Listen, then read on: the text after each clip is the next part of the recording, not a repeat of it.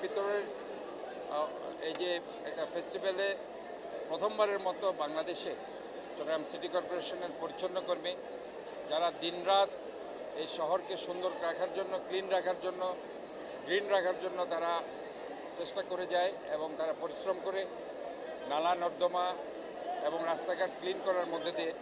তো তাদেরকে উদ্দীপ্ত করার জন্য, তাদেরকে বুস্ট আপ করার জন্য এবারও কোরবানির ঈদে উনি নিজের থেকে এই 1,63,50,000 টাকা আমাদের চট্টগ্রাম সিটি কর্পোরেশনের 3200 পরিচ্ছন্ন কর্মী যারা আছে দিনরাত কষ্ট করছে তাদের জন্য উনি যে পার হেড 5,000 টাকা করে দিয়ে তাদেরকে উজ্জীবিত করছেন, এই জন্য আমি আন্তরিকভাবে ওনাকে ধন্যবাদ জানাই।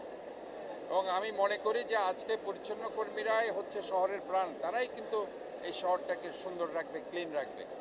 এবং আজকে তাদের জন্য উনি চট্টগ্রামে 5টি নিবাস করার জন্য এই পরিচ্ছন্ন কর্মীদের, আপনারা জানেন সেখানে আমাদের যে বাজেট আছে সেই বাজেটের 80 কোটি টাকা চট্টগ্রাম সিটি কর্পোরেশনের পক্ষ থেকে দেওয়ার কথা ছিল, কিন্তু সেখানে উনি বলেছেন, আমরা যখন একদিকের মিটিংয়ে আমি সেটা বলেছি যে আমাদের এই টাকা সিটি কর্পোরেশনের ফান্ড যেহেতু অনেক লোন এখানে আছে, তো সাথে সাথে উনি বলেছেন এটা গভর্নমেন্ট ফান্ড থেকে দেওয়া।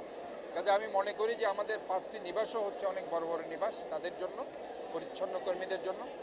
এবং আজকের এই যে অনুদান, আমি মনে করি সামনের যে কোরবানির ঈদ এটার জন্য তাদেরকে কাজ যে করবে তারা, এটার জন্য আরও বেশি তারা উৎসাহিত হয়েছে। আমি তাদেরকে জিজ্ঞেস করেছি, তারা বলেছে না স্যার 6 ঘন্টা লাগবে না, 4 ঘন্টা আমরা ক্লিন করে দেবো। এই যে তাদের যে একটা আত্মপ্রত্যয়, যে একটা উৎসাহের যে উদ্দীপনার ভাব, এটা আমাদেরকে আরও বেশি কাজ করার ক্ষেত্রে উৎসাহ যোগাবে। এবং আমি মনে করি প্রধানমন্ত্রীর পক্ষ থেকে 5,000 টাকা তাদের নিজের খরচ হিসেবে দেওয়া আছে।